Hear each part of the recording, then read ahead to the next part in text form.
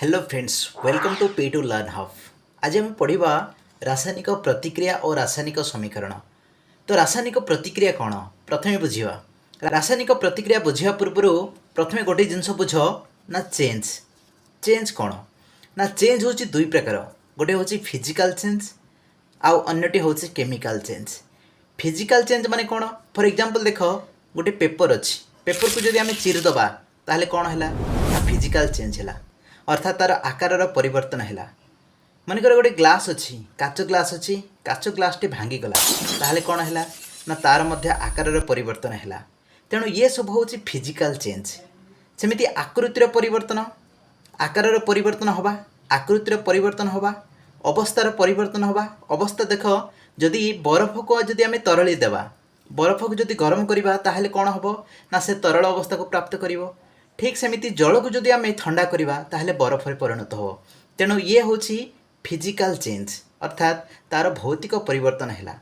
सेमिति balloon को जदि आम फुंकिबा ताहले कौन हम, बेलून रो आकार रे कौन हम परिवर्तन आसीबो, अर्थात बेलून फुलिबो। तेणु कौ चेंज है ना फिजिकल चेंज है, भौतिक परिवर्तन है।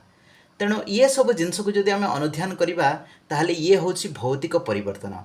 आ भौतिक परिवर्तन रे कौन हुए ना आकार परिवर्तन हुए, आकृतिर परिवर्तन हुए, अवस्थार परिवर्तन हुए, आयतन किंबा परिमाणर परिवर्तन हुए। आउ गोटे जिनस मन रख, भौतिक परिवर्तन रे बा फिजिकल चेंज रे कौन सी नुआ पदार्थ सृष्टि हो पारे नाही। जमिति कि बरफ को जदि आम तरलैबा ताहले से जल रे परिणत हो। तेणु बरफर अणु जोटा कि H2O, जलर अणु H2O दुईटा जाक सामान। तेणु एठारे कौन होची ना इंटरनल जो मॉलिक्यूलर चेंजेस बिल्कुल मध्य आसो नाही। हेले कौन आसुची ना केवल फिजिकल चेंज रे फिजिकल रो परिवर्तन होची, अर्थात भौतिक रो परिवर्तन होची। ठीक से भाई जदि आम केमिकल चेंजेस देखा, केमिकल चेंजेस कौन होची ना रंगर परिवर्तन हम, ताप किंबा आलोक उत्पन्न जदि होची, गैस रो निर्गमन होची, एवं सबुठु इम्पोर्टान्स होची केमिकल चेंज रे गोटे संपूर्ण नुआ पदार्थर सृष्टि हो।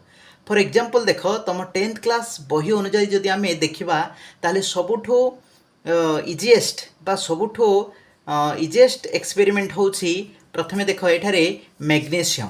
मैग्नेशियम को जदि आम जलैबा, मैग्नेशियम होची गोटे धातु, जो धातु को आम जलई पारिबा। तो मैग्नेशियम को बर्न जदि करबा अम्लजान उपस्थित रे ताहले कौन हम ना से मैग्नेशियम ऑक्साइड उत्पन्न करिवो। अर्थात मैग्नेशियम को जलैबा द्वारा गोटे बर्नर साहाय्य रे मैग्नेशियम को जदि जलैबा ताहले ये धड़ा माने उज्जवल बर्ण ब्राइट कलर गोटे बर्ण होगी से जली जाए, जोटा कि तुम डायरेक्टली यहाँ देखा उचित नुहे, कहीं आम आखिपाई बहुत क्षतिकारक।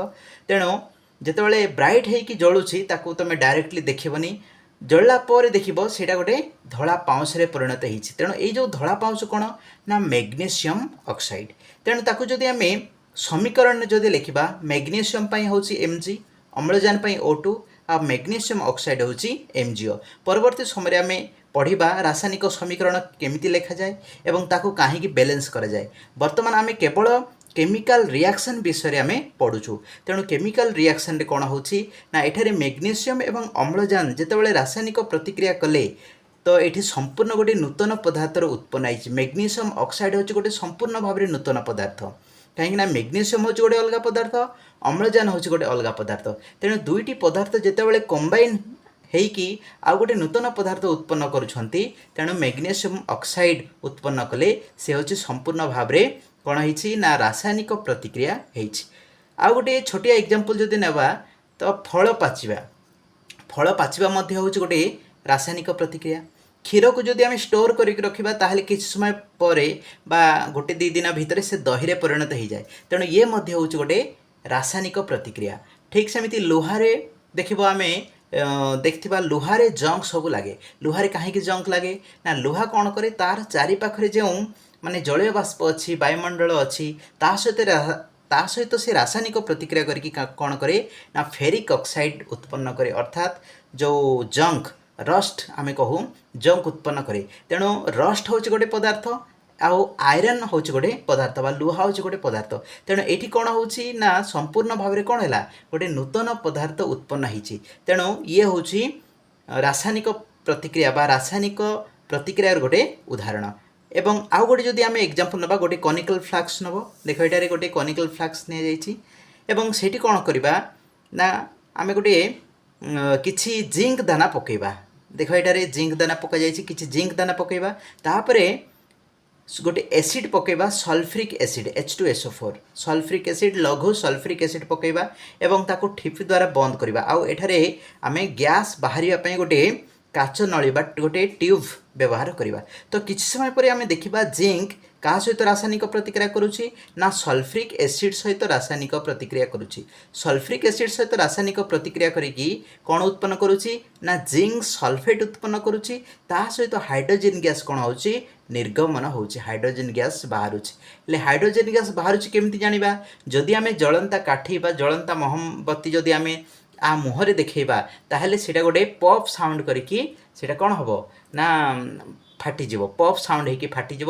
तो यू आम जाना ये हूँ हाइड्रोजन गैस निर्गमन होची तेणु ये हूँ कौन ना केमिकल रिएक्शन होची अर्थात जिंक क्या सहित रासायनिक प्रतिक्रिया कला ना सल्फ्रिक एसिड लघु सल्फ्रिक एसिड सहित रासायनिक प्रतिक्रिया करिकी जिंक सल्फेट उत्पन्न कला एवं कौन बाहर ना हाइड्रोजन गैस निर्गमन होची तो वर्तमान आम जानिबा रासायनिक प्रतिक्रिया कौन ये chemical reaction is a process in which one or more substance change into new substance with different properties that is called chemical reaction अर्थात रासायनिक प्रतिक्रिया होची सही प्रक्रिया जो गोटे किंबा अधिक पदार्थ परस्पर क्रिया करी नूतन गुण विशिष्ट नुआ पदार्थ तैयारी करती उदाहरण काठ जली पाउंस हवा तो फ्रेंड्स ये थिला रासायनिक प्रतिक्रिया नेक्स्ट क्लास रे हमें पढ़िबा रासायनिक प्रतिक्रिया को कहीं रासायनिक समीकरण में परिवर्तन करा जाए एवं रासायनिक समीकरण रो बैलेंस किभली करा जाए ता हमें नेक्स्ट क्लास रे पढ़िबा से पर्यंत समस्त को धन्यवाद।